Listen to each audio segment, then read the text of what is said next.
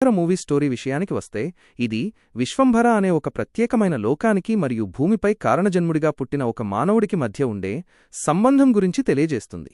దర్శకుడు వశిష్ఠ గతంలో బింబిసార సినిమాతో టైం ట్రావెల్ కథను అద్భుతంగా చూపించిన అనుభవంతో ఈసారి విశ్వంభర కథను మరింత ఆసక్తికరంగా తెరకెక్కించబోతున్నారని ప్రేక్షకులు ఎదురుచూస్తున్నారు.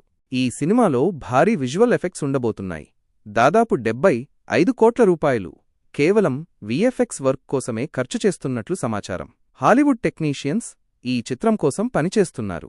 కొన్ని కథనాల ప్రకారం సినిమాలో చిరంజీవి 70 ఏళ్ల వృద్ధుడి గెటప్లో కూడా కనిపించబోతున్నారు. మరియు అతని పాత్ర చేసే సాహసాలు అందరినీ ఆశ్చర్యపరుస్తాయట.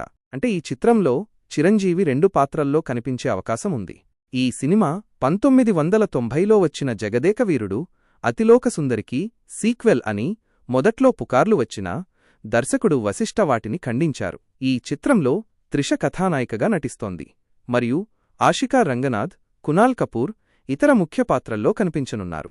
మొత్తానికి విశ్వంభర ఒక సోషియో ఫ్యాంటసీ కథాంశంతో అద్భుతమైన విజువల్ ఎఫెక్ట్స్తో ప్రేక్షకులను మెప్పించడానికి సిద్ధమవుతోంది. సినిమా యొక్క ఓటీటీ హక్కులు ఇంకా అమ్ముడుపోకపోవడం ఒక కారణమని తెలుస్తోంది. మేకర్స్ కోట్ చేసిన ధరకు ప్రముఖ స్ట్రీమింగ్ ప్లాట్ఫామ్స్ అంతగా ఆసక్తి చూపడం లేదని సమాచారం.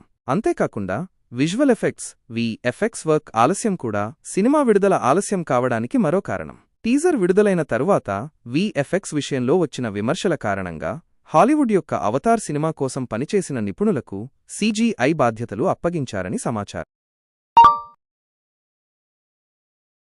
మొదటి సింగిల్ రామరామ ఏప్రిల్ 12, 2025న హనుమాన్ జయంతి సందర్భంగా విడుదలైంది. సినిమాలో చిరంజీవితో పాటు త్రిష కృష్ణన్, ఆషికా రంగనాథ్, కునాల్ కపూర్ ముఖ్య పాత్రల్లో నటిస్తున్నారు.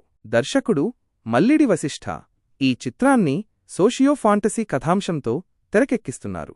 ఈ సినిమా కోసం భారీ స్థాయిలో విజువల్ ఎఫెక్ట్స్ ఉపయోగిస్తున్నారు.